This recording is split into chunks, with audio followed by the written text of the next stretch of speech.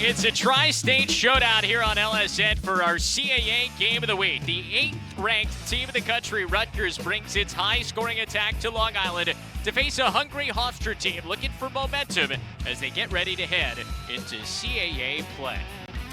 And with that, we welcome you alongside Brendan McDaniels. I'm Travis Eldridge. Thank you for making us part of your college lacrosse Saturday. Brendan, on paper, in perception, it may look like this is Rutgers that may run away with this thing, but this Hofstra team is feisty, and defensively, they have been terrific.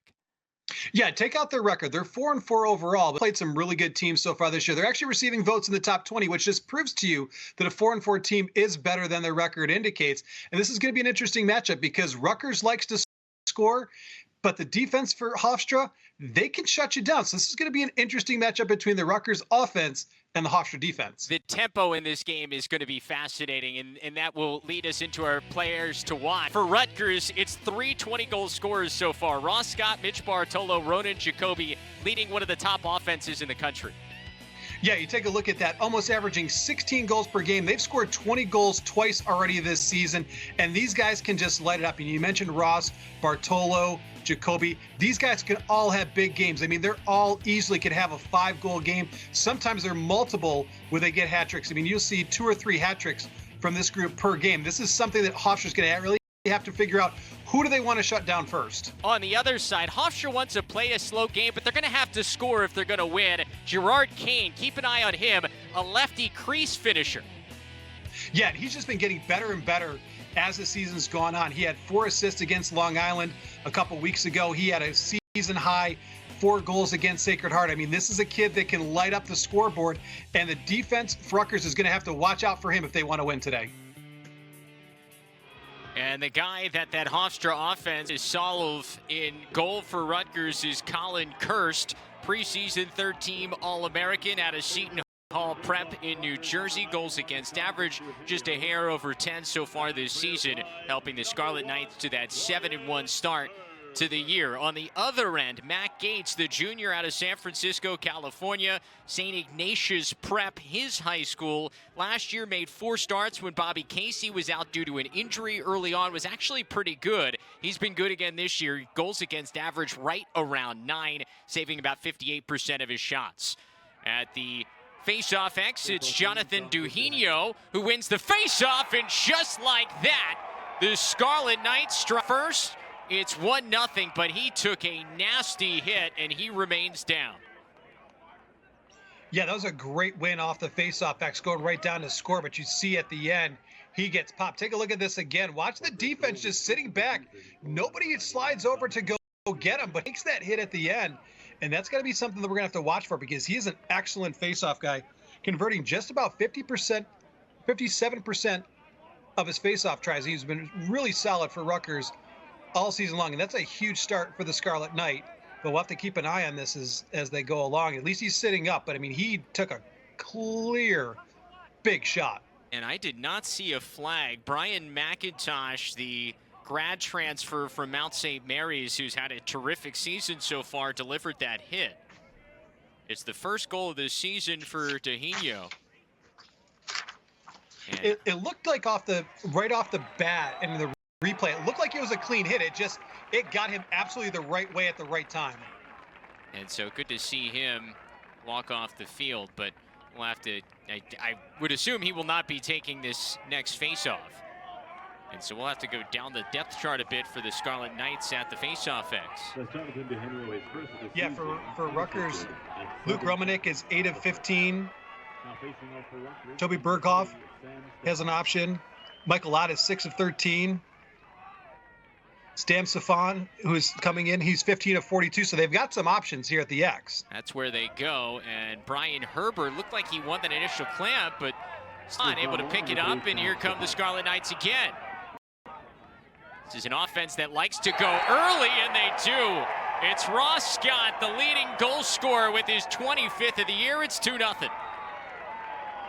For Ross Scott, you mentioned he's been outstanding so far this season. He had back-to-back 4-goal games against Army and Loyola, and just about 15 seconds after they score off the opening faceoff, they light it up once again. Just a beautiful play from Rutgers moving in transition. And Travis, you mentioned off the top of the bat the pace of this game.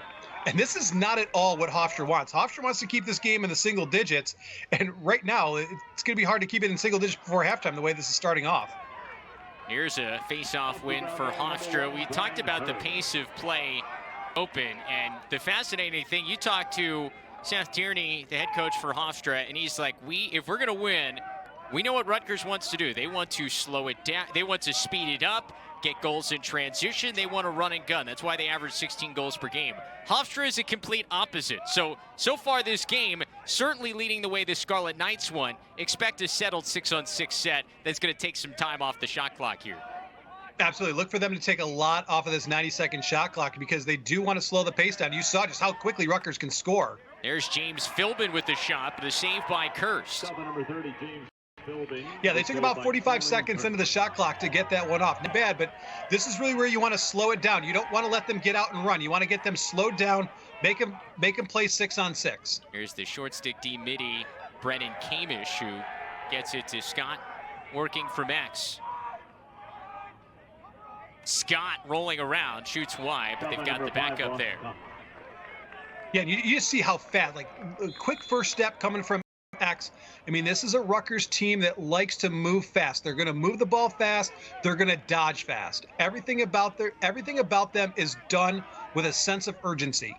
They have yet to be held below 10 goals this season, even in their loss to Princeton. They scored 11, and here's another. Ryan Gallagher, the midfielder out of Atlanta, Georgia, goes up top, and just like that, it's 3-0 Rutgers less than 2 minutes in. Yeah, this is a big surprise. We haven't even had a chance to talk about Matt Gates yet, and we will in just a couple minutes, but you just see that first step from X. Watch this as the ball comes from behind. Look how quickly he gets it. Look at that. Great spin move, gets it to goal line extended. As soon as he gets the angle, he's firing away. That's just a beautiful play by Gallagher right there. 3-0. We're not even 2 minutes into the game, and this is exactly the pace that Rutgers wanted to do. They wanted to come in, set the tone, make this lopsided early. But we mentioned, you see here, they're moving in transition again. Yeah, you can't blink an eye with this Rutgers offense. Brian Brecht coining it the NASCAR offense the last several years. And talking to him about that strategy was kind of interesting because everybody expects, you hear NASCAR and everybody expects you're just going as fast as possible. And he's like, well, part of it is that. Sure, you want to go early in transition, but part of it is also getting those secondary breaks. Where can you get mismatches when it comes in the sub game? That's also part of the NASCAR offense this Rutgers team wants to run. Yeah, it's fast, but it's precise because there are people that don't think there's any strategy in NASCAR and auto racing. There's a ton of strategy in it about positioning and, you know, where you are on the track. That's exactly what Coach Breck is talking about. It's not just going fast, but it's going fast and picking up the right matchups in the right spots and causing those quick mismatches and taking advantage of them right away. Here's Scott back out to fielder Michael Sanguinetti. Rutgers cannot miss. It's 4-0. And a flag down as well after the play. Yeah, this is just an amazing start by Rutgers. Not even 3 minutes into the game, but you talked about this is what they want. This is the pace. As soon as they find that matchup, they're going to go pounce on you, and they're not going to look back, and they're not going to feel bad for you. And that's exactly what they're doing, especially in this 6-on-6 situation. You take a look at it. The ball comes from behind X. Goal line extended. They got a little bit of a mismatch right there. They've got a shooter in space. The slide doesn't come over fast enough, and they score. So as you saw, as the slide came to the one player, Sanguinetti was left all alone with some space to shoot. His hands were free from the start, and he was able just to do a quick catch and fire and score. So this Rutgers team off and clicking early, jumping ahead 4-0. Scarlet Knights team has been terrific. You may notice on the back of every single jersey the name Tom Hayes here for Rutgers. That, of course, honoring their former head coach, a lacrosse legend, not only just for Rutgers and in New Jersey, but across the game. He passed away earlier this month at the age of 82, the all-time winningest coach in Rutgers program history. And so wearing that nameplate for the rest of the season, a really nice gesture by this Scarlet Knights team. not only their all-time wins leader, because that can be kind of a misnomer if you're there for a long time, but this is a program that finished in the top 20 24 straight years. That's a quarter century of being a top 20 program. That is just amazing to think about. Yeah, I mean, that is incredible consistency. And you think about this Rutgers program, they made the NCAA tournament last year for the first time since 2004. They won a tournament game last year for the first time since 1990. Obviously, so many breakthroughs for this program in recent memory, but it's a program with a very, very proud tradition. They really do, and Brian Brecht has really resurfaced that over the last couple of years. And they had that one hiccup a couple of years ago, but other than that, I mean, they've been playing some really good lacrosse. They were an at-large team last year. I mean, they're certainly, I mean, they can win the Big Ten this year. The Big Ten's tough, but they can absolutely win it. And if not, they're certainly going to be in there for an at-large opportunity. And I mean, this is a team that can make some noise. When you've got a team that can score like this and that can score so often, you've got a shot at winning a national championship. So the call on the flag was Jack Amoni, unsportsmanlike conduct, Rutgers. So that's a break for Hofstra. They get a man-up situation, no face-off. So maybe an opportunity for this Pride offense to get their feet under it. They've only had one possession so far. And this is where Hofstra now, they've got to, offensively, you've got to score on this man-up to give your team some momentum, give your team some confidence, and also take a little pressure off of your defense here. Rory Jones, top of the box, one of the starting midfielders, along with Matt Elder and Justin Sykes. Here's Jones, step down shot, and the bouncer finds the side of the cage.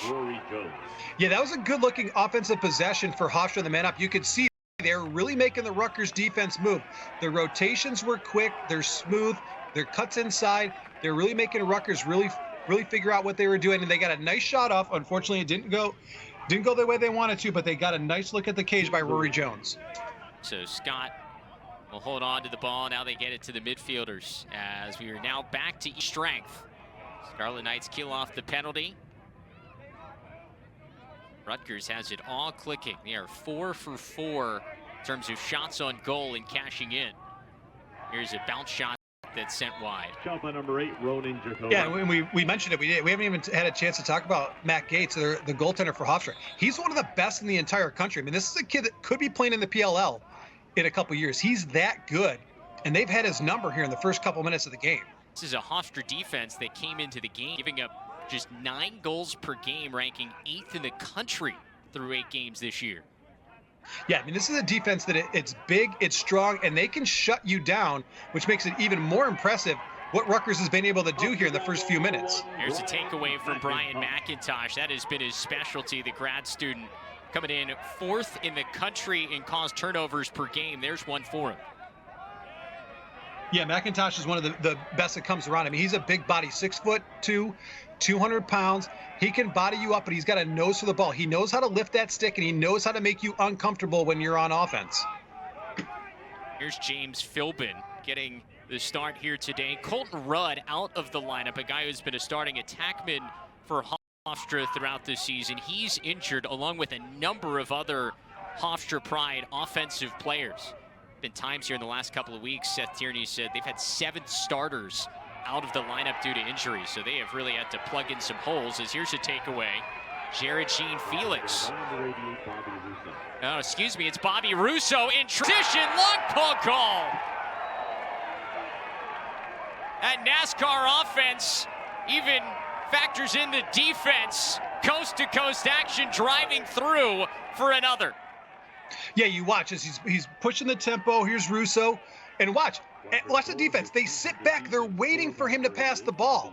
Someone has got to step up and take that man in the transition game. Someone's got to step up, and so they can rotate over. This is the second time this has happened. It happened off the first faceoff, and it happened just now. The Hofstra defense has got to get more aggressive in transition, and I mean, they're really putting their goaltender Gates on an island right there. They've got to give him some help.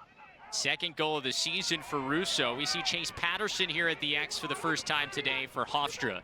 He wins it, but now loses it out of bounds. Yeah, Patterson's an interesting guy. He came into this game 30 of 65 from the faceoff X, but he was 11 of 12 last week against Manhattan. He was their main faceoff guy, and he really dominated that game.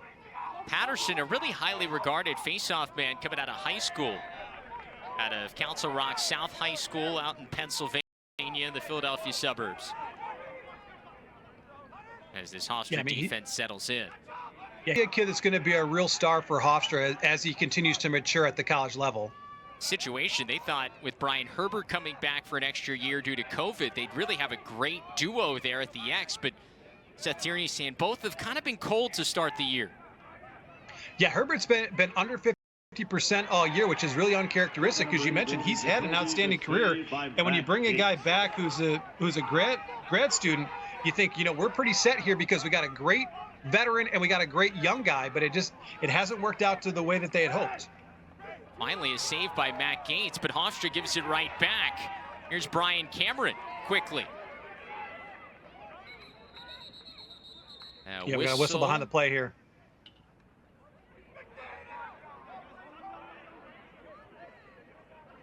Got an equipment issue with, I think that's Tom Ford, the defenseman. Yeah, he had signaled to the referee position pretty quickly, and something wasn't right. We had Mitch Bartolo's stick stuck in his helmet.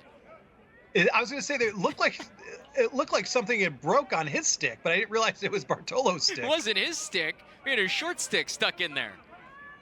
You never know what you're going to get in a college lacrosse Saturday, and that's a first for me. I was going to say, I've never seen that before. And I was like, something didn't look right, and I just couldn't tell what it was. The Rutgers settles down here in this 6-on-6 offense. They have been virtually automatic. Goals here in the first 7 minutes of this game. Just one save for Matt Gates. That second midfield line on with Sanguinetti, who already has a goal today.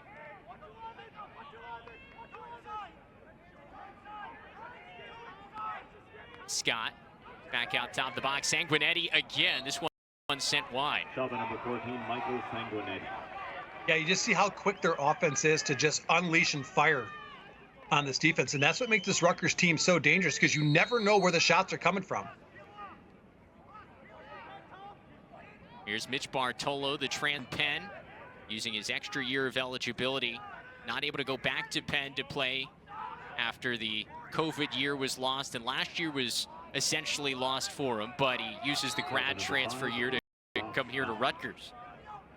Yeah, we've seen that around college lacrosse the last couple of years. I mean, we saw T.D. Erlin leave Yale for Denver, and it really shook up. And, you know, a lot of these guys in the Ivies, they can't play that extra year, but they can go somewhere else. And, it's us for all these other teams that get some of these great Ivy players. Yeah, we're seeing this year once again just how talented that league is. No look pass in the middle. Would have been a crease violation either way as Gates collects. Yeah, well, Penn had that big win against Villanova last week with seconds left to go. I believe they scored with 1 or 2 seconds left on the clock to beat Villanova, and it was second straight week. Yeah, it was an outstanding game, and as you mentioned, and Cornell's always up there every single year, and Yale's down a little bit this year, which is a little bit surprising, but yeah, I mean, Ivy's always good lacrosse. Princeton having a spectacular start to the year, already a win over Georgetown. Got a win over this Rutgers team as well. Yeah, a really impressive squad so far. Yes, the only blemish on this Rutgers team is that 16-11 loss 2 weeks ago, or last week, I should say. Here's Ryan Sheridan, part of the second midfield unit for Hofstra. Has some trouble with it, but it's collected here. They'll keep possession. And Sterling Archery, who was questionable coming into this game. He's missed a couple of games due to injury, but good to see him back on the field. He is a dynamic dodger. Yeah, this is a Hofstra team offensively that can get pretty deep. With the shot clock down at 12, and kind of interesting pass there that goes to the Canes, and it's another turnover for the Pride. Yeah, they just haven't been smooth offensively in this first quarter.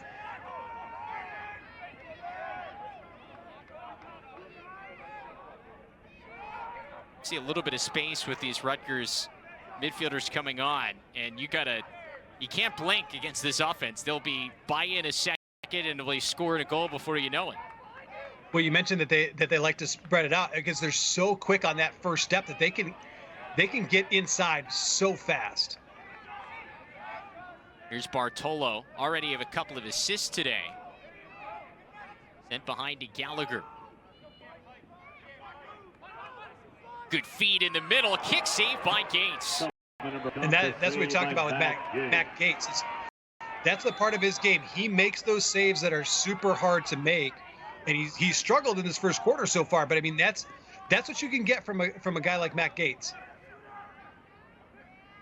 Bartolo stepped out, another stop by Gates. So he's settled in after not seeing the ball extremely well early. He was staring down the barrel of a cannon in the beginning of the game, and now he's made a couple of stops. Yeah, two very, very important saves back-to-back on that possession. And now you want to see this Hofstra offense. You want to see them turn this into some points for their team and get something on the board here toward the end of the first quarter. This is a long game. It's not over by any stretch of the imagination, but this defense has not had a lot of time on this end of the field so far in this first quarter. You want to see them get a little bit more fluid offensively and take some better shots. Rutgers outshooting Hofstra here in the first quarter, 13-2. Pretty much tells you everything you need to know about how this has gone so far. Yeah, Hofstra's been a little bit clunky so far. I mean, they've got the offensive talent. They can do some things offensively against this Rutgers defense. Here's Philbin working against the short stick, back to the left. Had a good look at that one, just missed the corner. Had an excellent look at it. It was a nice play shot. He was just a little bit off the mark, but you could see he was really working it. He knew he had a mismatch, and he took advantage of it. Here's Matt Elder, senior out of Mooresville, North Carolina. Feeds in the middle, going behind it was Kane, and it actually just hit his defender. Yeah, it was a not an open look from the front side. He had an opportunity backside, but it was closed away by the defender who took the lump right there for his team. Brennan Kamish working against the offensive midfielder in Justin Sykes, and now they'll go off for a change.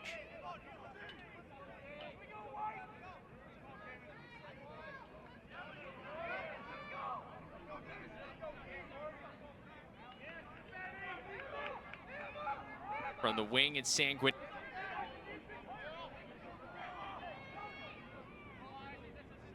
Nothing there in the middle, so back out top to Bartolo, and now swung over to Amoni. The midfielder, that one saved by Gates as well. Yeah, nice save by Gates. There's a lot of good off-ball movement by Rutgers right there. There's a lot going on right in front of the crease, and Gates was able to see that. Shot clock resets to 60 for Rutgers. Remember, that's a new rule this year. Every shot clock reset, once the shot clock gets down below 60, then is back to 60 instead of the full 80.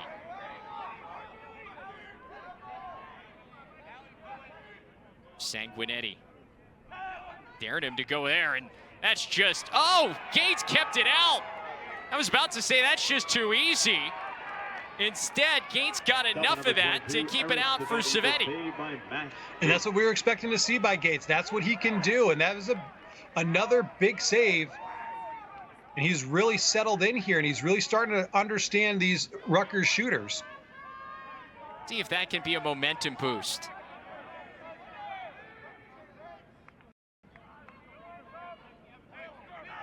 Yeah, I mean, Gates has made some nice saves in these last 3-4 minutes of this contest. You saw he's got 5 saves now, so he's 50%, so he's just below his season average. So he's really settled in after that rough first couple minutes.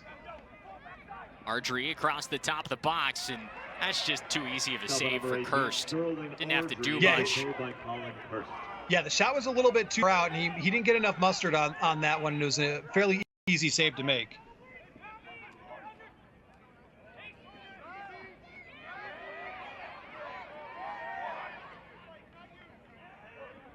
Scott from X feeds across the middle. There's one. Gates couldn't stop that. Firing down the line was Tommy Coyne, his second goal of the season. First goal by Rutgers in about 8 minutes, but it's just another nice offensive set. You see starting off behind X. Right there, look at that hole he's got in the pocket of that defense. Slide is late to come over, and he had his hands free, ready to catch and shoot the whole time. Coyne, the short stick defensive fielder from Illinois. Now 4 points of the year. As we continue to see Stefan back at the faceoff X working against Patterson, and Patterson wins the faceoff. And if Hofstra can get it across midfield, they can get an offensive possession. It's a good ride by Rutgers. 1 minute. Under a minute to play here in the first quarter. You're just joining us, an 18-4 advantage in shots for Rutgers. They scored off the very opening faceoff, and they haven't looked back since. Here's Griffin Turner, the sophomore. Now Ardrey on the wing. Ardrey, bounce shot, stopped by Kirst. That was a nice shot. Had a good look. Everybody had cleared out off of that left side. Left him all alone against his defender 1v1. The goalie makes a great save. Kamish feeds and another score. They go end to end with the best of them in the country. It's another transfer, Brian Cameron, with his first of the day. A 7-goal outburst in this first quarter by the Scarlet Knight. See that spacing again. Look at the space. Had it, stutter steps. Defender does not get his pull on his bottom hand to lift him up. Gets the shot off and scores.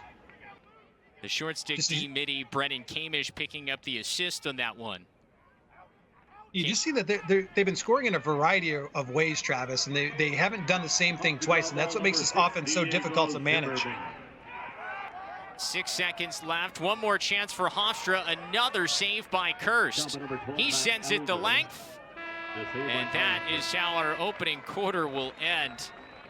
One that I don't think Rutgers wants to see come to an end. It was all Scarlet Knights from the very beginning.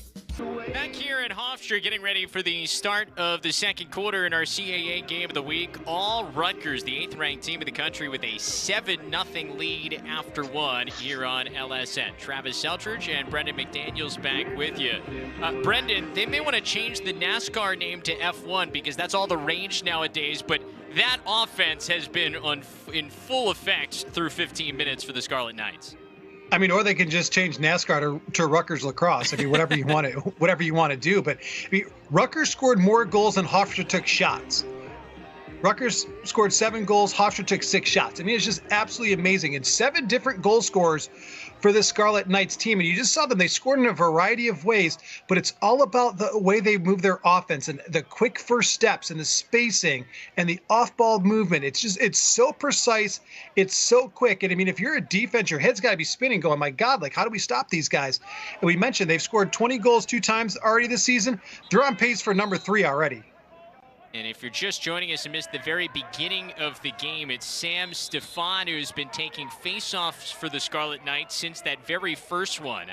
Jonathan Dehino won the opening faceoff and scored, but took a big hit in the process. He has not returned to the game since. He did walk off the field under his own power, but he was down on the turf for a little while. So after that, I do not know if we see him again here today. Hasn't really mattered much, though. Scarlet Knights still have had a nice edge at the faceoff X.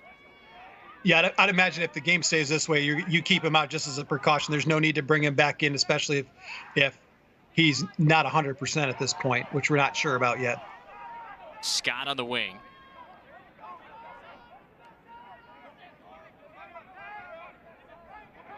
Continues to dodge, now draws a slide.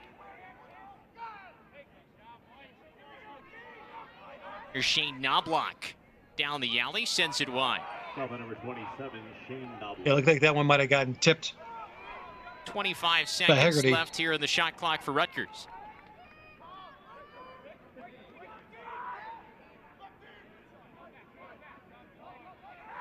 Knobloch, step down, shot off the pipe. Great first time ground ball by Kale, the short stick D-midi. Ground ball number 2, Corey Henn. Now, this is where you get into the second quarter, and this offense hasn't seen a lot of possession time, have not taken a lot of shots. You want to see them get in here, get a good offensive set, move the ball around, spin it around 1 or 2 times, let everybody get a touch, and try to get everybody back in rhythm. Just 3 shots on goal for Hofstra. They've been gobbled up pretty easily by Colin Kirst so far.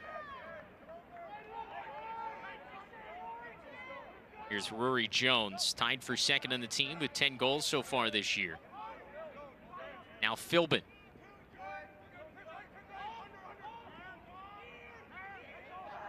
Yeah, as you see, they're looking. They're trying to get everybody to touch the ball, get everybody involved offensively. Under 20 seconds left on the shot clock. Dylan Mcintosh, haven't said his name much today. Philbin feeling this one out. Now down to 7 to shoot. They got to hurry. Elder, I don't know if he realizes it. Maybe he does. No, he's going to send it the other corner. He did. He looked up with about 6 and realized that he started backing away. He had nothing. Was just going to let the shot clock run out because there was nothing that they could really create there. But credit that Rutgers defense. They knew that Hofstra was going to try to get everybody a touch on that play, and they're going to try to see if they could create a mismatch and get a 1v1 or a 2v2 situation. And Rutgers defensively just did not allow it. They stayed packed in defensively and made sure that they did not allow Rutgers to get any flow whatsoever. Here's Ronan Jacoby, transfer from Division III Wesleyan. Now working for Max's Cameron, former North Carolina Tar Heel, out top. That one never got through. Number 14, Michael Sanguinetti. And they'll get Sanguinetti for a award, I believe. Yes, you see this Hofstra defense, particularly in the first part of this quarter. They've stepped it up defensively, and now their offense has to turn it around and start producing some points here.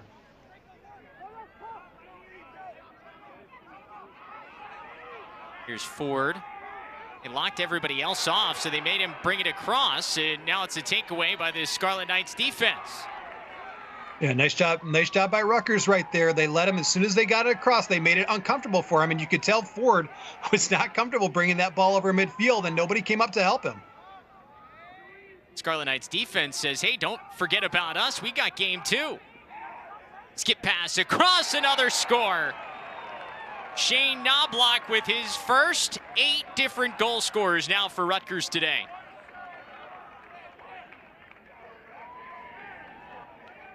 He can just beat you so many different ways. Take a look at this again. Ball's on the left side. They send it over the right. Look at all that space he's got to shoot that sidearm laser. It's way too much room to give a shooter right there. Knobloch, the reigning Big Ten Freshman of the Year, coming off a 21-point performance in the strange COVID year for Rutgers last year, where they only played Big Ten opponents. Stefan backhanding that one. You can go back and forth in that first 20 seconds of the shot clock. And here come the Scarlet Knights. Long pull chance. Another. Rutgers has it all working early. Remington Reynolds, the freshman. What a long pull goal. You mentioned they can go behind in that first 20 seconds. Again, look at all this spacing. The Hofstra defense has been sitting back in transition, almost daring these Rutgers defensive middies, defensive long pulls to shoot, and it's just been absolutely killing them. Look at all this space. And you see coming up right there at the last second was Haggerty, but Haggerty kind of made it a half-hearted attempt. He didn't get aggressive going up there with his stick. He kind of fanned his stick in front like, yeah, let me flash at him and he's going to probably pass it. And Reynolds didn't take the bait and just fired away. It's Remington Reynolds' first goal of his career. Freshman out of the Gilman School in Baltimore, Maryland. One that he will certainly always remember. Yeah, it was a nice looking shot. And again, if the Hofstra defense doesn't come up and challenge these guys in transition, they're going to unload. We had a 10-man ride going, but it ends up just in the stick of Kirst. And now we're going the other way. So Kirst was able to just get back into the crease while that one was being shot, and he makes the easy save. Yeah, Kirst hasn't had to do too much work so far today. This has been a pretty easy first 20 minutes for him.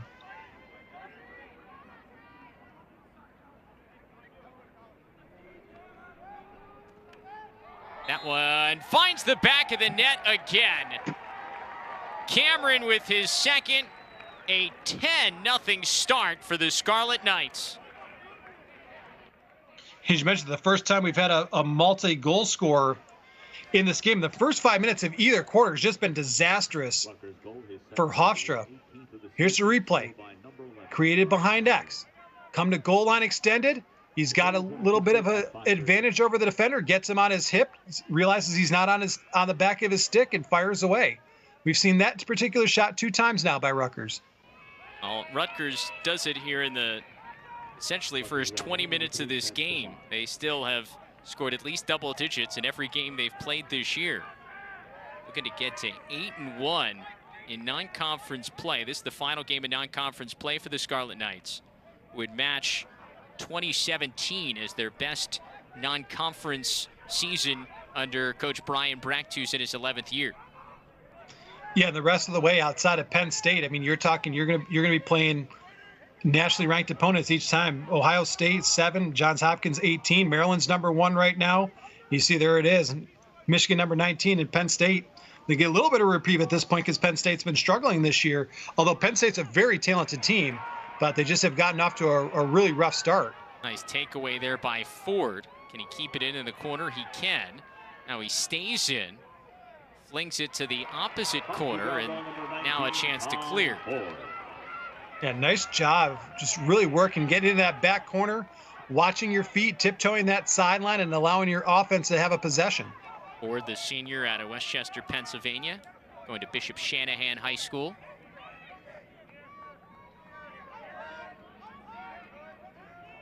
And back to Rutgers and that schedule they have. This is why you test yourself in the non-conference. Prepare yourself for what you're going to get in Big Ten play. You set yourself up. You hope to have some momentum, but you also want to be tested. That Princeton game obviously was a nice test. Have a win over Army, a nationally ranked team. Also a win over Loyola. As there's finally a goal for Hofstra. It's Ryan Sheridan that finally gets the pride on the board, his 6th of the year.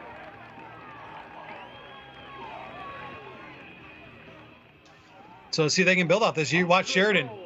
Comes to the right side, circles all around, almost does a 180 from start to finish from where he started to end up, gets around the goal and beats Kirst. Nice looking play by Sheridan to get Hofstra on the board. That was a goal they desperately needed. First goal comes with 8 minutes to go in the half. Yeah, I mean, they went almost 22 minutes without scoring when Rutgers went on a 10-0 run, and this is a game where, you and I talked about. I mean, this is where, Coach Tierney wanted to slow the pace down and try to keep this maybe into a single-digit game or maybe an 11-10 game or something like that. It's not working out that way, so it's going to be hard for Hofstra to chip away. But the last 10 minutes of the first quarter was much better defensively for Hofstra. Now we're getting into that area that they did in the first quarter. So can they settle down here defensively and slow Rutgers down the rest of this half? In knowing Seth Tierney, you know that he is certainly reading his players, trying to figure out what do these guys have when they've been punched in the mouth. There's a bounce shot that goes for Justin Kim, midfielder out of Wayne, New Jersey, with his 3rd of the year. It's 11-1.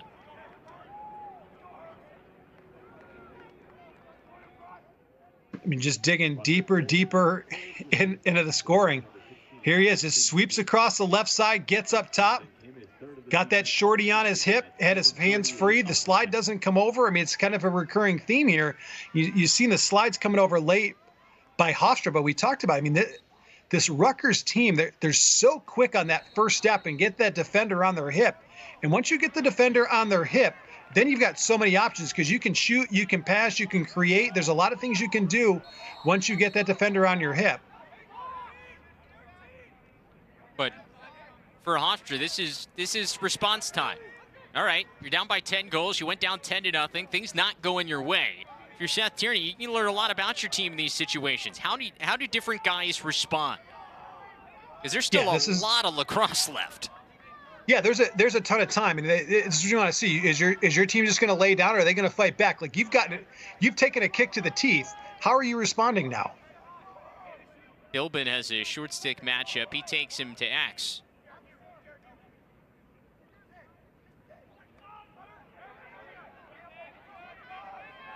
Top of the box, Rory Jones down the alley, saved by Kirst. That was probably his best of the day. It was a great shot by Jones and even better save by Kirst. That was a nice play all around. It was a great shot, great look. He put it in the right spot, but Kirst was just there to make an absolutely excellent save.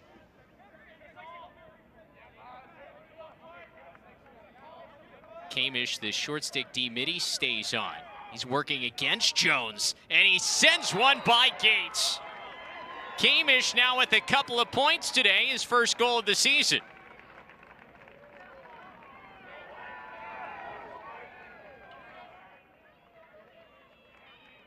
Just so many different ways they can score. I mean, look at this space. He just gave a stutter step to the defender. He froze his defender and had a beautiful alley to shoot against Gates. I mean, that's just a stutter step. You stop on a dime, you throw your defender off, you get that lane to shoot, and just a beautiful play. Timeout called here with 6:08 to go in the first half. We'll step aside. Rutgers in control here in the first half at Hofstra.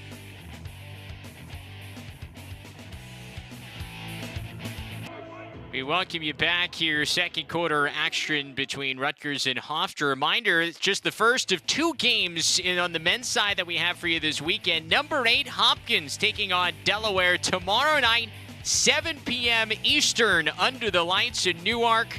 All sorts of storylines in this one, including John Grant Jr., now an assistant at Hopkins, going back to take on his former school in Delaware. Going to be, we think, a terrific game. Hopkins looking to bounce back from the 11-10 loss last night against Navy, their second game of the weekend.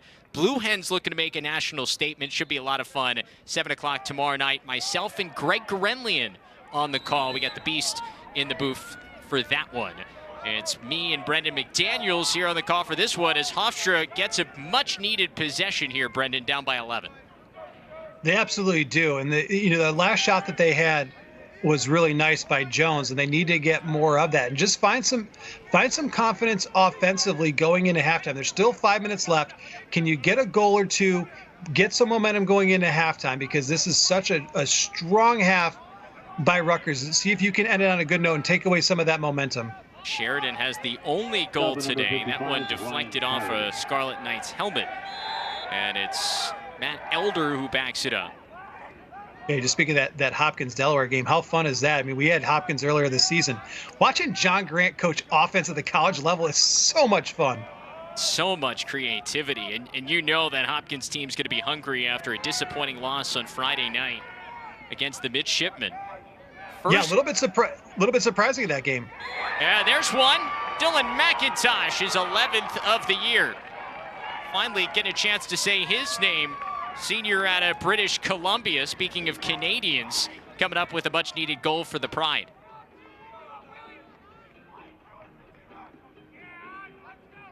Yeah, nice creation. He was behind the goal, gets the goal line extended, and kind of took a page out of what we've seen Rutgers do a couple times.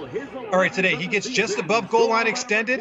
He's got a little bit of an angle, and he goes there and fires away. And you mentioned the Canadian flavor on this team. There, 2 different Canadian provinces, 12 different states make up the roster of this Hofstra team. I mean, they're an international brand in lacrosse. Yeah, of course, you got some of the Long Island guys, as you would expect, being here at Hofstra, but they've found some nice other flavor as well. They've even gone down south. Gerard Kane out of Georgia. Of course, he played with plenty of Canadians at the Hill Academy in high school.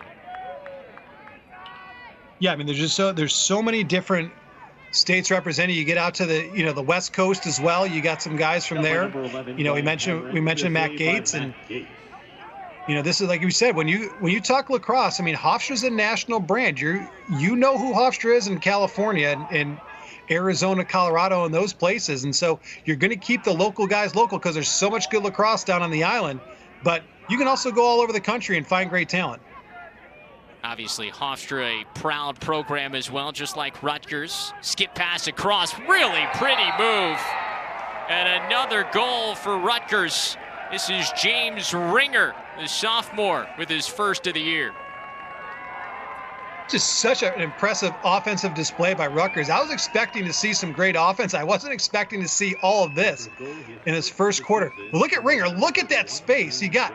And just He had that space. He opted not to shoot, went in a couple feet, did a little bit of a stutter step, froze not one but two defenders, and kept that lane open to shoot and beat Gates. 13 goals on 20 shots on goal. That's impressive shooting by the Scarlet Knights so far. Terrific efficiency, and it's a terrific ride there after Hofstra won the faceoff. Grayson Fike was just surrounded by red. Yeah, Fike had little to no chance on that one. He was running toward the sideline, running into a double team, and that just spells doom. And now Rutgers another possession. Talk about national brands, and I thought it was so much fun to talk to Brian Brecht this week. He was talking about the transfers and some of the perception around the country. That's been the storyline around Rutgers. They just, use the transfer portal and bring all these guys in. And the way he put it is like, look, we don't want guys that aren't Rutgers guys. So the transfer portal, or if we're recruiting, we are finding Rutgers guys whatever way that is, and that's how we've looked at putting this team together. And he's like, if I have to explain that it's in New Jersey and what Rutgers Lacrosse is, he's not a Rutgers guy. And that's how Brecht said it, in his gruff, terrific accent. And it was one of the more powerful things I think I've heard in a coach's call about a guy speaking about his program. Yeah, he's absolutely right. And he's got a great point. He's not just taking any kid out of the transfer portal, because I guarantee you there's a lot of kids that are calling Rutgers asking to play at this point. But he's not taking everybody. They've got to fit the system. They've got to fit the philosophy and the culture. And if they're not a fit culture-wise, he's not going to bring you in. And Brecht has built this program so well that he has that ability now. He doesn't have to take everybody. He can be very selective, and you see that in his recruiting. And yes, he's got the #1 transfer class this year, but that's because he was able to go through that transfer portal and find the right guys that fit his culture and his program. Not just any old guy will do. He wanted specific guys, and he got it. And that was, and Travis, the important thing too is that's not just D1 guys. He went in, he found D2 guys, D3 guys, and you find the right guys in your culture, because you can get some good D3 guys that fit your culture and can make some noise. And we'll talk about that right after this. Yeah, no, we'll keep it here as Rutgers is taking a timeout with 2:24 to go. You look at these guys, Mitch Bartolo and Brian Cameron, coming from Penn and North Carolina, respectively. Ronan Jacoby, who was one of the best players in Division III at Wesley, won a Division III national championship as a freshman. NESCAC Rookie of the Year back in 2018. Those are guys that any program in the country, if these guys are interested, are going to take a look at and would probably like to bring into their program. I mean, they are not taking anybody. They are taking some of the best players in the country that happen to want to go to Rutgers because they've got a bunch of great grad programs and a good business school and things that they can offer that maybe some other schools can't. Yeah, absolutely. I mean, you talk about a kid like Ronan Jacoby, a 3-time All-American at Wesley. You mentioned he had a national championship, but he's a Connecticut kid, not too far from Rutgers. It's proximity. It's in the area. So he knows them. He knows what they're all about. And you take a look at him, and if you're Brian Brecht, you think, okay, how does this guy fit into my system? How does he fit into our program? And you take him in. Like a kid like Bertolo, I mean, this is a kid who was absolutely outstanding in his time at Penn. We talked about how strong the Ivy League is and how strong Penn is. You come in and you bring a big body. I mean, Bartolo's 6'6", 240 pounds. That's a big boy playing offense. I mean, That's usually reserved for a couple long pulls you'll see. But, I mean, he's built like an NFL tight end. He's just a different kind of dude. And you look at him and you're like, yeah, I can find a spot to use him. Yeah, Bartolo, actually, fun fact, is the tallest and heaviest player in the entire Big Ten. And we're not talking about a conference that is, small in stature. We're talking about the Big Ten here. Yeah, I mean, you're talking about big-time Midwest teams that go out and they find big boys, especially on the defensive side of the ball. You'll find long poles that are 6'3", 6'4", 220 to 240, and he's bigger than all of them. There's a feed into the middle, knocked away. Ground ball scooped up by Bryant Boswell. And another chance at a possession for Rutgers. And by the way, while we're on the subject of Bartolo being 6'6", 240, his two other attack line mates are 5'7" and 5'9" respectively. He's got almost a foot on his two other attack line mates. I mean, I just find that fascinating. He's the tall guy around, you know? Everybody's got to have a tall friend. That's right. It's easier to see over things. You know, I'm a Exactly. 6'3" guy. You know, we get it. We can see things you shorter guys can't. Well, not you. You're a pretty tall guy yourself. But Yeah, well, and if you know what I mean. if you're Bartolo, it just feeds the ego because you're so much taller than everybody else you're hanging out with. Oh yeah, it's good. Trust me, it's good for the ego. I mean, my son, who you know is a high school football player, he's 6'5". He makes me look small. I don't like hanging around him as much as I used to. Yeah, that's no fun. Yeah, it's no fun when you're the small guy. Ticking toward a minute to go in this first half. Scarlet Knights looking to strike again. Nice check there. Ground ball scooped up by Ford. Hofstra ground ball, number 19, Tom Ford. We've seen some flashes of this Hofstra defense having some nice possessions defensively, but they have just been absolutely peppered this afternoon. 32 shots by Rutgers, 21 on goal, 13 goals on 21 shots on goal. Just so efficient offensively for the Scarlet Knights in this first half. Another 10-man ride, and just a shot that if you're Hofstra, you just need to find a way to get possessions, not shoot from midfield. And so instead, it's Rutgers that can hold for one here at the end of the first half. 20 seconds to go.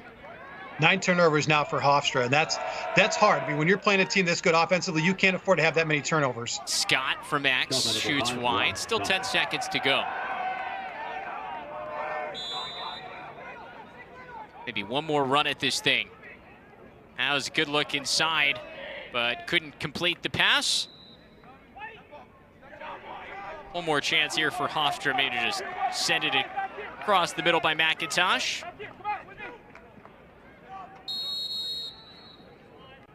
And that will do it for our opening 30 minutes. What a 30 minutes it was for the Rutgers Scarlet Knights. The 8th ranked team in the country putting on an offensive clinic. They hang 13 in the first half. They lead here at the break on LSN. We welcome you back. Just about ready to start the third quarter on Long Island. Travis Eldridge and Brendan McDaniels back with you here in our CAA Game of the Week on Lax Sports Network. And it's all number 8 Rutgers so far. They lead 13-2. Brendan, we came into this game talking about Rutgers having the 7th best offense in the country coming in. Hofstra having the 8th best defense. Well, offense has certainly beaten defense so far today. Yeah, they always tell you defense wins championships, but not on a day like today. Offense is the name of the game for Rutgers, and they've just scored in so many different ways. They've been so creative. They've found different ways to score. They've had multiple goal scorers. I mean, you look down their list. I mean, most guys have 1 goal in this game so far. I mean, they've been able to spread the ball around. They've gotten deep into their offense to get guys to come in and create offensively. And, you know, warming up at halftime, we saw a couple backups warming up at halftime. So let's see right now as we get out if we got some backup goaltenders coming in, because in a 13-2 game, this is maybe the time that you get a look at some guys. At the faceoff X, it's Brian Herber still out there for Hofstra. He wins the faceoff cleanly. Still Sam Stefan out there, as we do have Toby Bergdorf now in goal for Rutgers, the transfer from Providence. In talking to Brian Brecht about Bergdorf, he originally decided to transfer to Rutgers when they weren't sure if Colin Kirst was going to be able to come back or want to take that extra year that he was eligible to take due to COVID. So Bergdorf came in thinking, well, I might have a chance to win this starting job, but had nothing but great things to say about what Toby has done, even in a backup role here at Rutgers. Yeah, I mean, that's one of the things with the transfer portal and these weird COVID years. You never know who is coming back or not. Dylan Mcintosh there, striking first here in the second half, his 2nd goal of the day. And the Pride gets another one back. Yeah, and you might see that the Hofstra offense might be clicking a little bit more, that you got the backup in, but Dylan Mcintosh does a nice job. He's goal line extended. Nobody on him. Right there, and he's just like, hey, give me the ball. I'm right here. Right on the crease. Just a nice play. Kind of caught the defense napping a little bit. Didn't realize that he was rotating over right in front of that crease area. The ball comes out, like I said, to goal line extended. You see, you got a guy who's got a point-blank opportunity. Feed him the ball. One of the few mistakes we've seen Rutgers make on any aspect of the game so far today. They have just been lights out. Yeah, they played so smart defensively, and what they've done is they've packed it in defensively, and they really dared Hofstra to really try to find an opening where there really wasn't one, and they did a great job of that. In that possession, you said just a momentary lapse, and you can take advantage of it if you're Hofstra. And now I like what Hofstra's doing now. You got a backup goaltender in who didn't get the full warm up. He's been sitting on the bench for 30 minutes. Fire away at him. Really challenge him. There's Mcintosh off the side of the cage. And so Bergdorf will start the clear. Yeah, just going to say Matt Gates looks like he's back in there. And so I agree with this, because I was going to say from the start, if you're Rutgers, yeah, you can put your backup in. You're up by a lot. Give him some reps. But if you're Gates, he doesn't want to leave after that first half. He didn't play well. So, give him a chance to redeem himself. Rutgers offense so efficient in the opening 30 minutes.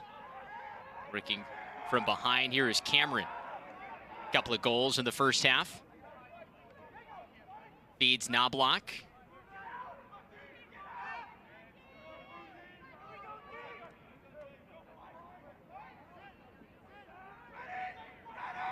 Gallagher, part of that first midfield. Defense standing tall for Hofstra. Bartolo using that big body, trying to get inside. Gets the hands free, saved by Gates. Maybe not, they don't reset the shot clock. No, it looked like it went past the side of the goal. So down to 10 to shoot for Rutgers. Gallagher. Knobloch deflected on its way in. That's going to be a shot clock violation either way. That was an excellent defensive stand right there by Hofstra. You could see that Rutgers had a couple opportunities, and the door was closed so quickly on those opportunities. There's a couple for a split-second opportunity to shoot, but Rutgers made sure that they did not leave that opening for very long. You get the feeling that Seth Tierney really lit a fire under his team in the locker room. I would love to have been a fly on the wall for that conversation, but very glad it wasn't directed at me. Yeah, and you hate to use the cliche that they want to play for Pride because their nickname is the Pride, but this is a pride thing at this point. You say, listen, you guys 13-2, it does not look good. Like, you can't slap any lipstick on this pick right now. Like, you guys had a bad first half. How are you going to come back? How are you going to show that this is not who you are? Because it's not. We mentioned they've got a 4-4 record. They're not, in my world, they're not a 4-4 team. They're better than that, but as Bill Parcells says, you are what your record says you are. Yeah, there's the little shake and bake move from Sterling Ardrey. He finds the back of the net. Back-to-back goals for Hofstra here for the first time today. Yeah, you saw Ardrey had a couple opportunities in the first half and just wasn't able to connect on him. And this time, he gets the opportunity. He's got the short stick on him. He's going to come in a screen right there. He beats the initial defense. The slide does not come up to challenge him, and he rifles one away and gets the goal. But as we were saying, if you're Seth Tierney, you're saying, show me what you got. This is a show me half. We're going to go into CAA play coming up after this. You want to play next week? You want to play the week after? Show me what you got. Here's a face-off win for the Scarlet Knights. Coyne, the short stick D midi, who has 2 points already today, feeds inside, and Rutgers back at it. Ross Scott with his second of the day.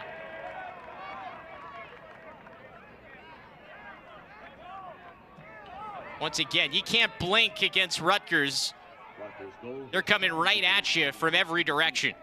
Yeah, you see this is in transition. There's an odd man situation because you see the defense is trailing on that play, and you get that opportunity. We've seen this Rutgers team is so good in transition, moving that ball from defense to offense and not slowing down. They will go and attack you until you show them that they're going to stop you, and then they go into their 6-on-6 offense.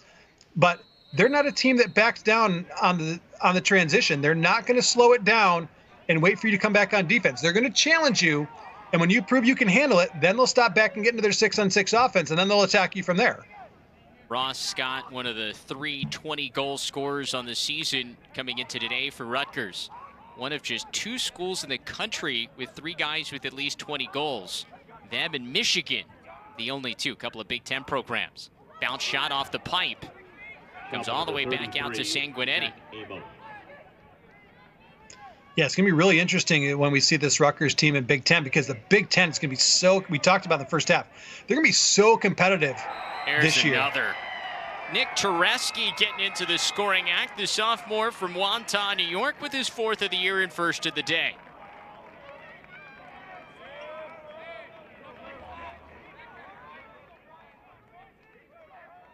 You just take a look at this again, and you see another new name going into the scoring column. They're creating from back behind X. Look at that.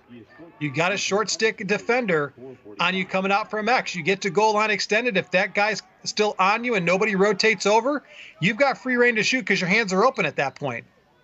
Tereski had the best game of his young career against Princeton a couple of weeks ago. Career best 3 points, goal and 2 assists. Got a goal here today as well. That was a good chance for Hofstra to get a possession, but they throw it away. And now it's Brian Cameron bringing it in. Still going, saved by Gates. Just keeps it out. That one clanked right off the pipe. You can hear that one. He had some mustard on that shot. Yeah, he nearly deflected it then back in, but able to figure out where it was and keep it across that line. Yeah, he put his hands up thinking he had scored a goal because he thought it ricocheted in, but Gates was able to get his hand on it and get it away from the goal line. So Hofstra with a couple of goals to start this second half for Rutgers answered. See if the offense can keep it clicking. Here's Sheridan using that big body of his, shoots wide. Number 55, Ryan Sheridan.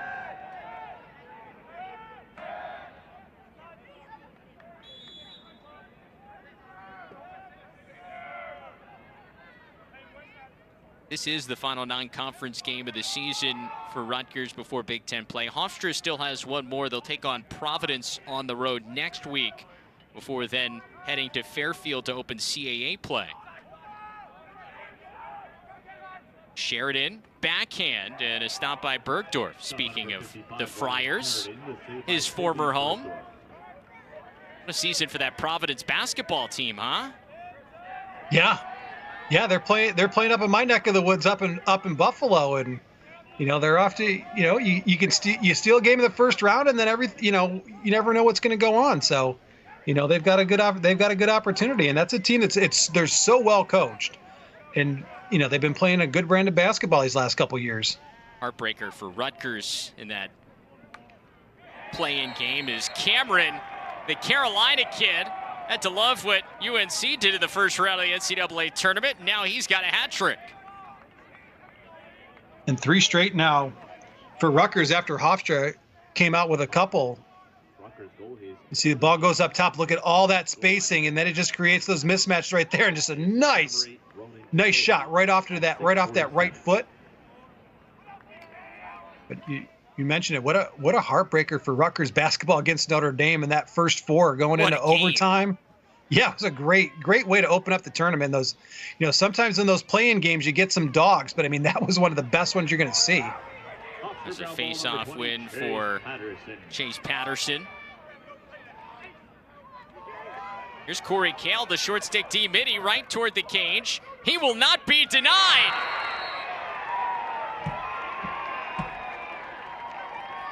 Saying, serve yourself a kale salad. His 4th goal of the season. That was just a nice individual effort. Here you go, coming off transition. Look at all that opening space. He's determined to score. Wait, no, they're closing in on me. Now I've got another opportunity. Let me fire it away and score. What a nice job. And that's a great thing of being patient by Kale. A lot of times you see those D-middies, they just want to fire away as soon as they get the smallest about him opening. But he waited. He knew that he didn't have a good shot at the start, got himself in better position to take a more high-quality shot and got it in. Another scrum here off the faceoff. That was Luke Romanek taking the faceoff, number 99 for Rutgers, and Hofstra finally gets a possession. Yeah, I was just going to mention that was the freshman Romanek, going against Patterson. So 2 young guys taking the faceoff.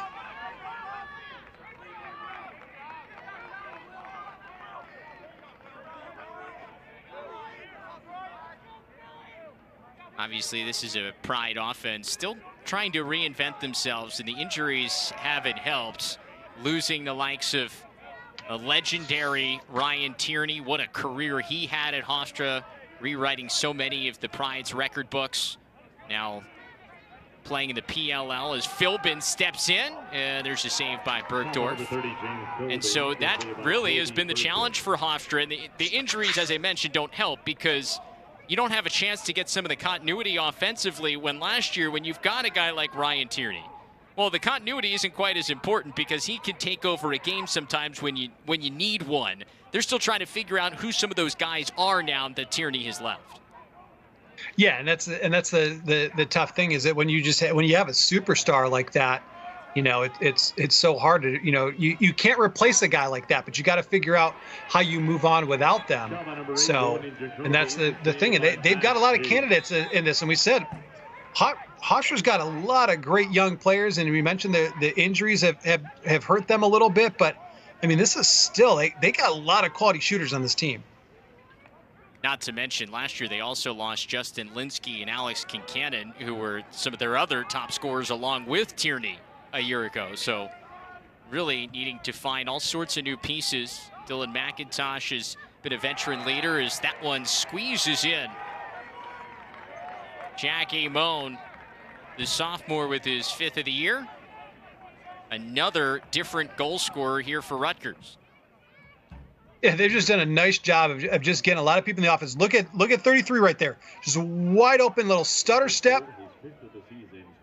You know, just gives a nice flick. It's not every time that you got to go and you've got to fire a missile at the goaltender.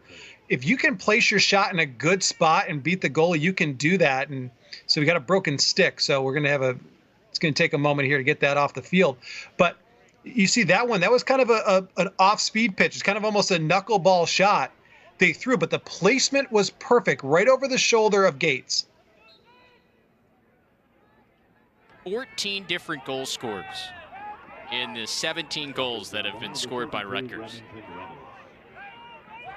And that's a perfect case scenario if you're Rutgers. You want to get as many guys involved in your offense because especially when you get into conference play and you're like, okay, what guys do we have to shut down? You know, here are the 2-3 guys to shut down. Oh, wait a minute. They got 14 dudes that can score. Well, and that's hard to scout. Yeah, and you look at some of the top teams across the country, whether it is a Duke, a Virginia, a Maryland. The difference is not always the top line guys. Now they have elite guys on those first lines, but it's also the depth of scoring. When you're looking at a Virginia team that their second and third line midfielders could probably start for 90% of the teams across the country. Oh, absolutely. I mean, you look at a team like Maryland. Yeah, I mean, they got guys that don't even see playing time that could be starters at most of these top 20 schools around the country. I mean, there's just incredible depth on some of these teams. And you mentioned, you know, same thing with Virginia. I mean, Virginia's got a couple national championships in the last couple of years. I mean, they've just got crazy depth. I mean, you've got guys just waiting on the bench, and that's what makes practice so competitive, because you know you got these guys on your heels in practice that are just as good as you are. Hey, why not one more? It's a quick stick feed in front. And I believe it was Dante Koulis who just dunked this one home. Let's get another look at it. Goal, his second of the game, hey, take a look at this one again. Just a beautiful back. Yeah, Knobloch. Sorry, beautiful backdoor cut by Knobloch. Nobody picked him up. He realized it. Just streaked to the goal. Nice catch and shoot. Koulis picking up the assist. That's his 3rd of the season. Freshman out of Ontario, Canada. Rutgers ground ball number 32, Remington Reynolds. What a first big game of his career he had.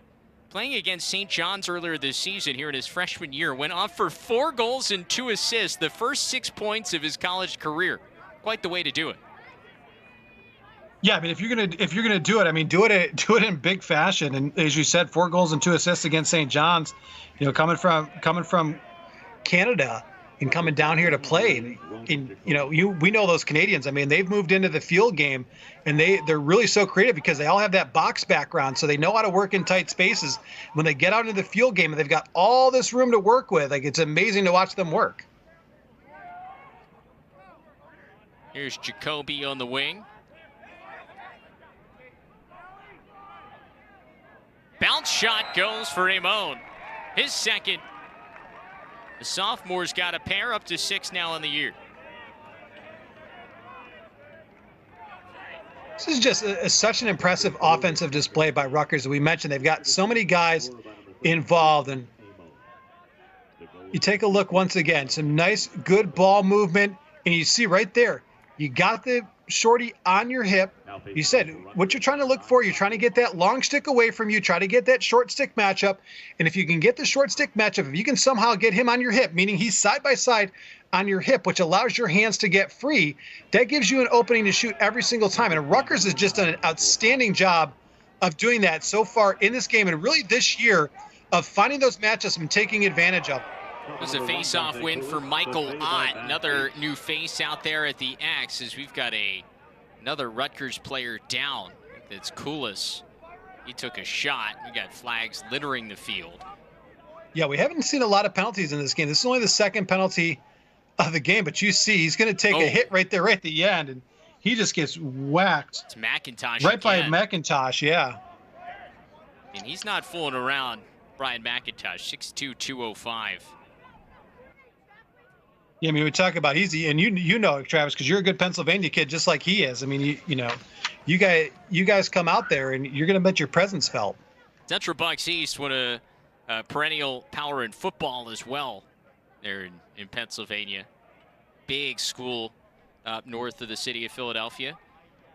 Mcintosh, that is a non-releasable 1-minute man up for Rutgers.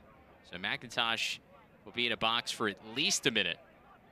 Yeah, you see when the referee puts his hands up there and puts them together almost like he's praying over his head, that means unreleasable, and you can go ahead and tee up. But it looks like there's someone in the box there too for Rutgers as well. Cole Daninger, the short stick D midi, he also.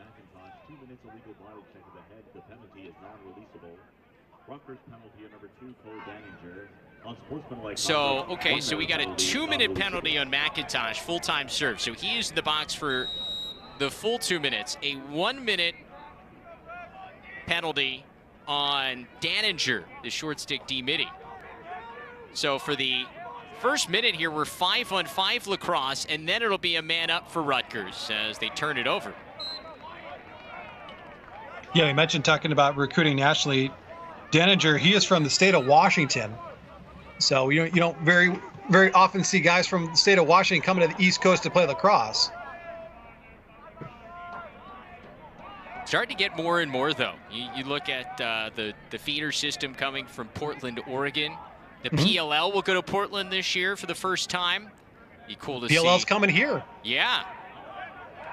Be back at Hofstra once again. Always a terrific stop. All-star game at Gillette Stadium. Get the feeling we've got some PLL talent on the field today. Yeah, if I'm the Rabels, I'm taking notes on a lot of these guys, particularly on Rutgers. Yeah, this offense has been on terrific display. Bergdorf with the save. Just in time now for Rutgers to go man up. So the Rutgers penalties released. Mcintosh still in the box. And now the Scarlet Knights will work 6-on-5. Yeah, I was just gonna say, I was telling you off air, I was at Colgate yesterday, and Peter Baum's one of those West Coast guys that came to the East Coast to play and really started that movement about 15 years ago or so. There's Bartolo. He had yet to get in the scoring act. Had a couple of assists so far today. Now he's got his first goal.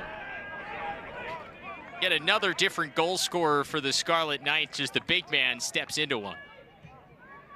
Yeah, I mentioned 6'6", 240 pounds, and he just packs a punch behind that. I mean, look at the power behind that shot. I mean, he's shooting that from about 15 yards out. It's just outstanding. We mentioned that you transfer from Penn, and he had career high 6 points in his debut for Rutgers. I mean, there's just so many guys on this Rutgers team that can score in their third 20-goal game of the season, and we still have a full 15 minutes left to play. Yeah, still just under 2 minutes to go as Hofstra wins a man down faceoff. They're still down a player because remember, unreleasable penalty on Mcintosh. But now Hofstra can kill off the rest of this penalty.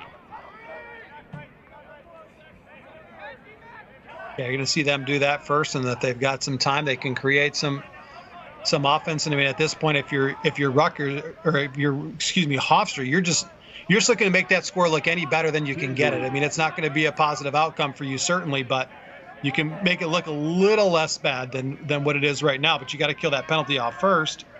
Yeah, this is the second time already this week that Rutgers has scored 20-plus goals. There's a goal for Kane. Finally gets his first of the day. 13th now of the year. He leads the team. Yeah, we mentioned Kane at the beginning of the game, and we haven't heard anything since from him, but watch 99 in white. Watch the off-ball movement. Just looking for a pocket in that defense right there. Just gets in there, takes the hit, but he's a big body, takes another hit and scores. I was talking to Oh, go ahead. I was just saying, I was talking to Seth Tierney about him, and I was like, hey, you haven't had a guy like Kane in a while. And he said you're right. He's a different guy. He's a crease finisher, a lefty. He's not going to blow by you in terms of a dodger, but he's really crafty around the crease, great hands, and you saw that on display there.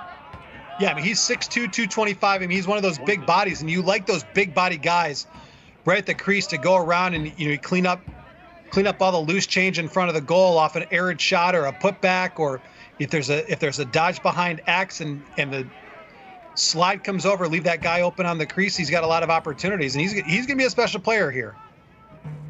The Rutgers could hold for one at the end of the third quarter if they'd like.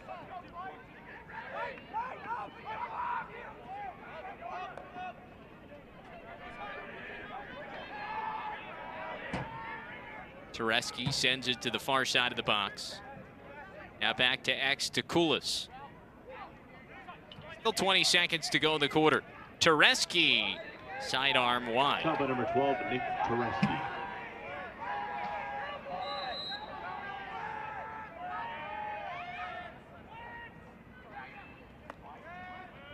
Skip pass back across, nobody home. So it's tracked down. 2 seconds, they set it in front. Gates keeps it out. But Rutgers, once again, putting up a 7 spot in this third quarter. They outscore Hofstra 7-4 in the third, and they've put up 20 so far today. Still one more quarter to go on Long Island, 20-6. Scarlet Knights in the lead. A familiar face for us here at LSN on the sidelines. That is volunteer assistant coach Pete Dolan for Rutgers. Works with the face-off group for the Scarlet Knights. A former producer at Lax Sports Network. He has obviously moved on to much bigger and better, now working for the number 8 team in the country. But shout out to, when we used to have him here, he was called Producer Pete. So shout out to Producer Pete, now Assistant Coach Pete for the Scarlet Knights. Yeah, think about that kind of upgrade. He was slumming it with us, and now Seriously. He's stepping up into the big time. Yeah, he really is. Now he's on the sidelines. He's got the shades going. While he was warming up the goalies pregame, though, I have to say, he was a face-off guy himself in college, and he was never a terrific shooter. So I don't know what the goalies are getting out of him warming them up, but we'll leave. They've performed well so far today, so he's doing something right. Yeah, Kirst has learned to deal with it. And speaking of goalies, we got another new goalie into the game now, too. So it's Steven Russo, the junior out of Livingston, New Jersey, who has come in. Giving everybody a little bit of run today. Yeah, number 36 for Rutgers in red. And did that one find its way in? It did. Yeah. Well, a sidewinder from Koulis. Yeah, I thought that was that hit the side of the netting, but we'll take a look at this one again. And Koulis coming in, takes that center step, backs up, and just squeezes that. I think he went 5-hole. Inside, yeah. That was a nice looking shot.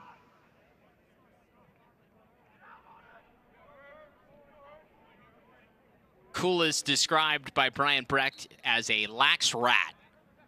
And certainly putting that on display right there.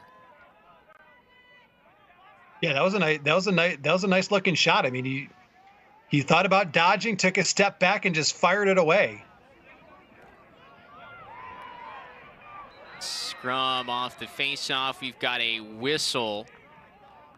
A hold on Hofstra. So Rutgers ball here.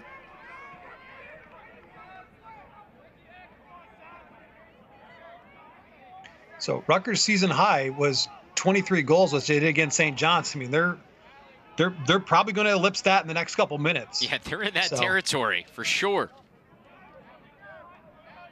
It started from the very beginning. They scored the first 10 goals of this game.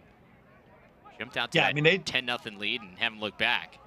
I was just going to say, I mean, they just kept firing away. And I mean, that first 5 minutes, that onslaught, 7 goals just right away, and just absolutely floored Hofstra and demoralized them as a team. I mean, they scored off the very opening faceoff. They scored 7 seconds into the game. And it feels like just set the tone for what Rutgers was looking to do today. Yeah, they absolutely, and they were aware that Hofstra wanted to try to control the pace and they want to slow us down. They absolutely did not let them. They said, you guys, if you want to win this game, you're going to have to come up to us and you're going to have to outscore us. And we feel pretty confident that you can't do that. And we've seen that. I mean, they're right. I mean, there's not a ton of teams that can bring up this firepower like Rutgers does. No, it's a reason why they came into today ranked with the 7th highest scoring offense in the country. And they're going to go higher. I mean, after this weekend, don't be surprised if they're the 4th or 5th highest scoring offense based on what they're doing and what everybody in front of them is doing. And we mentioned, keep in mind, they're doing this against one of the nation's best defenses. I mean, this is a strong defense for Hofstra, and Hofstra's goaltender, Matt Gates, is one of the best in the country. Like, this is not just a lay down defense that they're whipping up on. I mean, this is a good defense and a good goalie. Yeah, I mean, Hofstra had a top 10 defense in the country in terms of goals per game coming in, and Rutgers has just shredded them. They've done it early. They've done it in the settled 6-on-6. They've done it in transition. I mean, whichever way you want to score goals, Rutgers has scored a goal today. They've got long pole goals. It's been an impressive game for the Scarlet Knights offense. Right, and I mentioned at the beginning of the broadcast, and I mean, if you're a Rutgers fan and you look at it, you might not believe me, but you got to believe it. Matt Gates is a pro-level goalie. Like, he's one of the nation's best goaltenders, and they've had his number all afternoon. Wrapping around here is Saveni, and he has it taken away. It's Mcintosh with the caused turnover. Guy is one of the top caused turnover guys in the country. He's got a couple of them today. I believe we're up to now 16 different goal scorers for Rutgers. It's hard to keep track. That's the most amazing stat of the day. I mean, yes, they're dominating a good Rutgers is dominating a good Hofstra defense, but the ability, look at that. They've got more goal scorers than Hofstra's got shots on goals. Find me another lacrosse game where you can say that. This is amazing. There haven't been a lot that I've seen. Sheridan with the dodge, has his stick. It's deflected. Ground ball, still loose. Kane is in there as his turner for Hofstra. Sheridan wins it, shoots wide. And the backup goes to Rutgers. Great hustle play by Russo, the goalie. You're the third string goalie. You want to make a name for yourself, you go and back up that ball and dive for it and get possession for your team in a 15-goal game. Love that effort. Absolutely.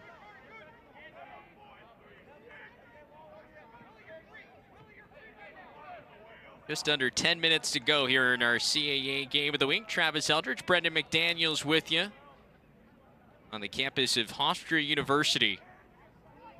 Rutgers has pretty much owned this field today. 8th-ranked team in the country, showing you why. Team that, heading into that Princeton game a couple of weeks ago, had risen all the way to number 3 in the media poll. Tigers taking them down 16-11, but Rutgers has responded nicely in the last couple, hung 22 goals on Lafayette in a midweek game this week, and now 21 already here against the Pride. Well, and you mentioned this field and what they're doing on this field. They want to come back to this field because the quarterfinals of the NCAA tournament are going to be on this field. And here's a stat for you. 9 of the last 12 national champions have played an NCAA tournament game on this field, including Virginia, who's won the last 2 national championships.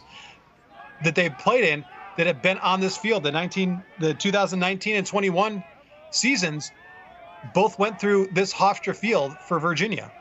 We saw some pretty epic games on this field the last couple of quarterfinals. Of course, Virginia and Maryland playing one back in 2019. The shot that was called a goal that we're not sure if it was a goal for Virginia. It ended up forcing overtime, and Matt Moore winning it for the Cavs on their way to their first national championship a couple of years ago.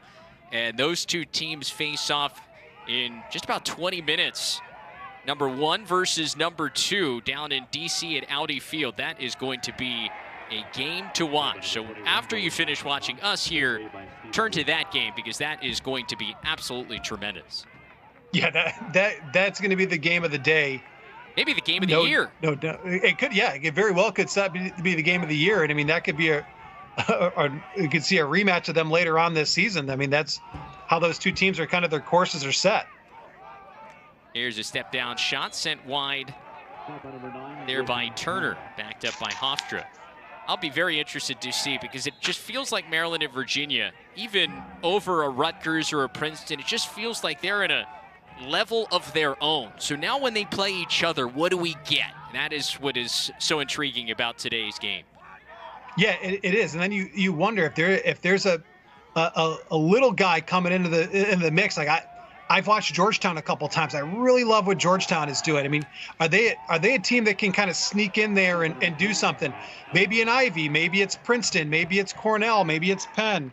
You know, there's a lot of good teams out there, and who comes out of the Big Ten? There's a lot of good teams in the Big Ten. I mean, Maryland and Virginia certainly are the top dogs, but I mean, who else is going to sneak in there and give them some trouble this year?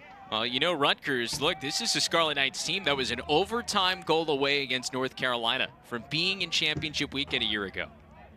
Lost in overtime. So close. And, I mean, this team they're even better than they were last year. And that's amazing to think about because that Rutgers team last year was pretty impressive. Yeah, it certainly feels that way. I mean, this offense just... It feels like maybe depth-wise, this offense maybe stands out a little bit more than last year's. Yeah, they can go a little deeper in goal scorers. I mean, we've talked about 16 goal scorers, but I mean, really, in essence, I mean, you're talking, you've got probably 8 or 9 guys here that are legit threats to score, and that's big for them because then you're talking about your third-line guys that are coming in there and giving you contributions. Looks like we have a flag down. I think we're going to get a man-up chance here for Rutgers. But, yeah, I mean, we do. It's Turner going to the box for Hofstra. But you go with Bartolo, Scott, Brian Cameron, who, when you see North Carolina's offense this year compared to last year, the Heels would love to have him back in terms of being the midfield presence he was for the Heels last year. Ronan Jacoby has been a goal scorer. He actually hasn't scored today, which is crazy to think about. The guy who scored 20 goals this season, he doesn't have one. But Knobloch, Ryan Gallagher, part of that first midfield unit. I mean, it's an offense that is it's very well-rounded. Yeah, and this is a team that just, excuse me, they can score in bunches, and you saw that. The first 5 minutes of the first quarter, they scored 7 goals right off the bat. Second quarter, they scored 3 goals right away. I mean, this is a team that when they get hot, they can just start peppering you with shots, and then all of a sudden you look up and you're like, oh my God, I'm down 5, 6, 7, and in this case, down by 10. 32nd man up. There's another takeaway by Brian Mcintosh. Just keeps coming up with caused turnovers. As we Sorry, I was going to say we've got another new goalie for Rutgers. Ellis Steadfast checking in. Freshman goalie out of Virginia Beach. Getting everybody in there. And well, I was going to say, Travis, and you and I kind of alluded to this. The Big Ten's so good. I mean, it's going to see, they're going to eat each other alive. I mean, who's coming out of that is going to be battle tested coming out of the Big Ten this year. Oh, for sure. Well, we've got Hopkins right here tomorrow night, a team that, despite some of the losses here in the beginning part of the season, other than maybe the Navy loss, they really haven't had a bad loss yet. And yeah, Navy was a little surprising, but other than that, I mean, they've had a hard non-conference schedule, and you and I had Hopkins a little bit earlier this year. And I mean, they've intentionally made a tough schedule so they could be ready for the Big Ten schedule. Yeah, you see at the bottom of your screen, Hopkins, Delaware, tomorrow, 7 p.m. Eastern Time, under the lights at Newark.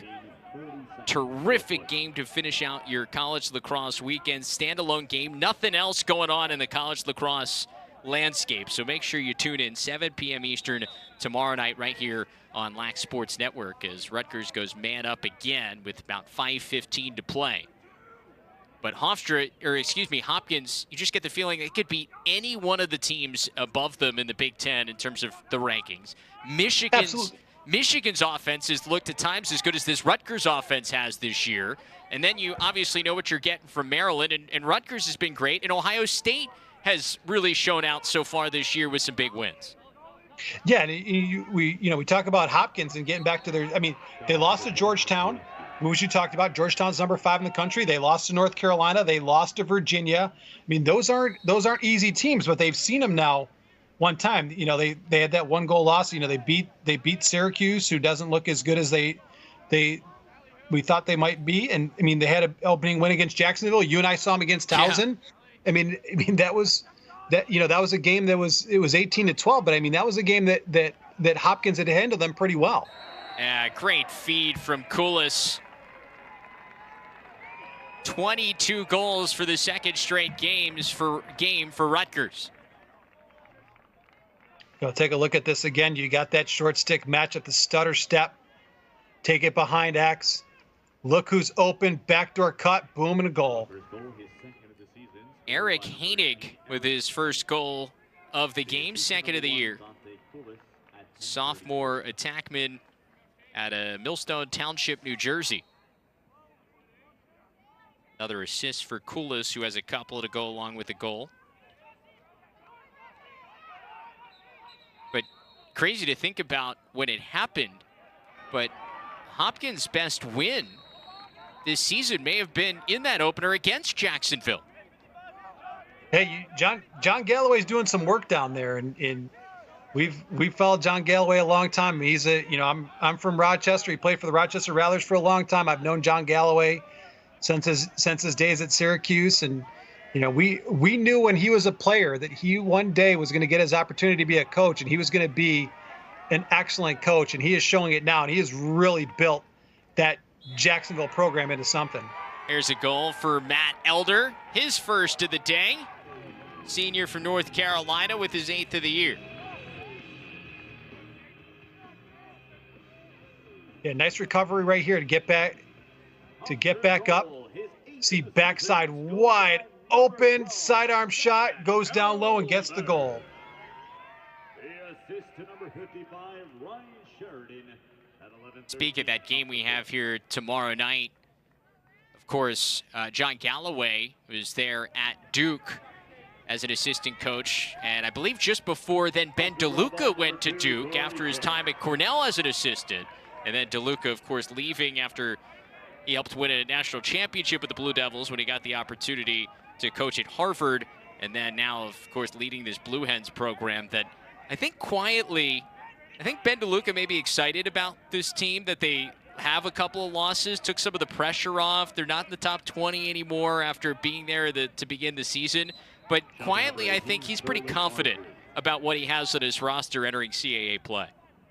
Yeah, it's going to be interesting to see Delaware when they get into conference play. We mentioned the game tomorrow night, and they're going to be there and ready to go. But I mean, you mentioned, Ben DeLuca's got the stones in this game, and he's got the coaching resume. And you mentioned, we had 2 Duke references right there, and we've gotten 57 minutes into this game without mentioning the great reference here. John Danowski played at Rutgers and coached at Hofstra. I mean, this could be the John Danowski game. And it just got off to such a crazy start. We haven't even had a chance to mention that. But I mean, there's another goal there for Hofstra. So it's interesting to see where Ryan Sheridan is with the goal. I mean, he's got a couple goals today, and it's going to change the outcome. Make it look a little bit better here with just under 3 minutes to go. We'll take another look at this one again, but you see Sheridan. He's going to be right at the corner of your screen on that left-hand side. Gets the short stick matchup. The switch comes, but he's still able to get by and get the opening and rifles a laser past the goaltender. But yeah, I mean, it's John Danowski was an outstanding player at Rutgers. I believe he's still number 2 all-time in assists at Rutgers. He's the all-time wins leader here at Hofstra. You know, we know everything that he's done at Duke. So yeah, lots of ties to Long Island for John Danowski. Of course, he brought his Duke team up here to Long Island. Lost a heartbreaker against Penn by 1 goal in a terrific atmosphere here on Long Island for a non-conference game, a neutral site game.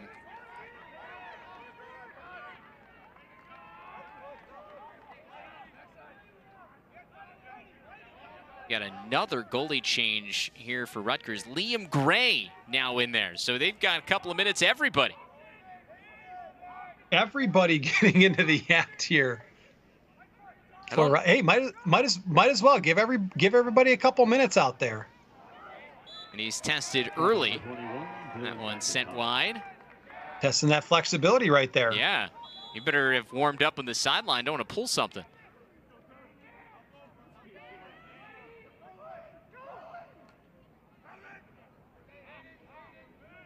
We will see Hofstra again later this season here on LSN when they take on Drexel right here on Long Island, as that one squeezes by. James Philbin with his first of the day. Hofstra closing in closer here on double digits. Well, and this is what we thought we'd see Hofstra around 8-9 goals in this game. Here's Philbin still working. He just gets that tight angle. Is able to get that opening as the goalie was squeezing that near pipe and takes it on the other side. We thought Hofstra could score 8-9 goals, but could they keep Rutgers under double digits? And we saw that, well, they couldn't keep them under double digits for the first 20 minutes of the game, and that changed the complexion of how this game was going to play out. Long ball chance. There we go. Will Delaney with his first goal of his career. Freshman out of Garnet Valley, Pennsylvania. Gets one that he can save that ball for him. Yeah, right off the faceoff, he gets that check right there. Gets the yard sale wide open. Look at that. He double clutched it. He couldn't believe they were leaving him open. He said, you know what? It's a lopsided game. Coach is not going to yell at me if I take this shot. Fires away and gets the goal. Will Delaney, the LSM, has been playing because of some of the injuries to the Pride long poles.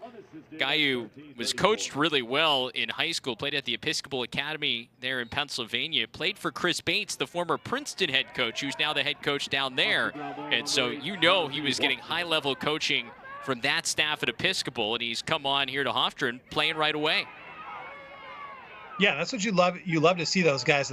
You take advantage of that good coaching in high school, and you can bring all that expertise to the next level from an early stage and make an impact as a freshman. And by the way, speaking of young guys, Patterson, he's now 11 of 19 at the X today, quietly having a really strong day for Hofstra. And that is something that Seth Tierney will certainly take out of this game as a positive. Can you get some of these guys going? He's been looking as a way to get, whether it's Patterson or Herbert, can we get one of the guys finding some kind of rhythm? And maybe Patterson found something here today. Yeah, I mean, you've had some guys do. You got Mcintosh with a couple goals, Sheridan with 2 goals and assist. I mean, you've had some guys that have made some plays today that you can look forward to as the season goes on. Kane fires his stop. Gray with his first save.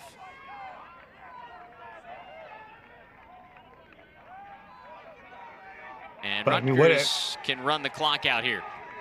Yeah, what an impressive victory for Rutgers. And, Craig, Travis, you and I had said off the top, don't think this is going to be a lopsided game. We were completely wrong. We had a top 10 offense against a top 10 defense. Well, the offense won. Yeah, absolutely. I mean, this is the day where a really good offense beats a really good defense. And you and I talked about that off air. And we said, hey, this could be a really good game. But I mean, give credit to Rutgers. They played an outstanding game. They came in with a great game plan. They executed it to perfection. 22-10, your final. The 8th best team in the country, the 8th ranked team in the country, with an emphatic win here on Long Island. We will wrap this one up when we come back right here on LSN. Wrapping up what was an emphatic victory for Rutgers here on LSN. Your final 22-10 at Hofstra. The Scarlet Knights scoring the first 10 goals of this game. 17 different goal scorers as they walk away with their 8th victory of the season. Travis Eldridge, Brendan McDaniels back to wrap this one up. Brendan, there is a lot to be happy with if you're Coach Brian Brecht for Rutgers. What's the biggest thing you take away from this game? Well, I think you take away from this is the depth of Rutgers. And if you're looking at a team that could sneak up into the national championship picture, you're looking at that team in red right there, that they are that good. I mean, this is a top 10 Hofstra defense that they absolutely dominated right from the start of the game. They did not back down, did not back away, and they played well in so many aspects of the game. And really, I mean, when this game was still in doubt, Hofstra could not get shots off. And we haven't talked a lot about this Rutgers defense, and we didn't really do them justice throughout this game just because the offense was so amazing. But this Rutgers defense played very well. Kirst looked good in goal when he was in the game. I mean, this is a complete team. And if you're not paying attention to this team, they're going to sneak up on you. Yeah, they finished non-conference play 8-1. That's their best non-conference record since 2017 under Brian Brecht, tying for the best non-conference record under Coach Brian Brecht, who's now in his 11th year. But that'll do it for us here on LSN. What a job Rutgers did today.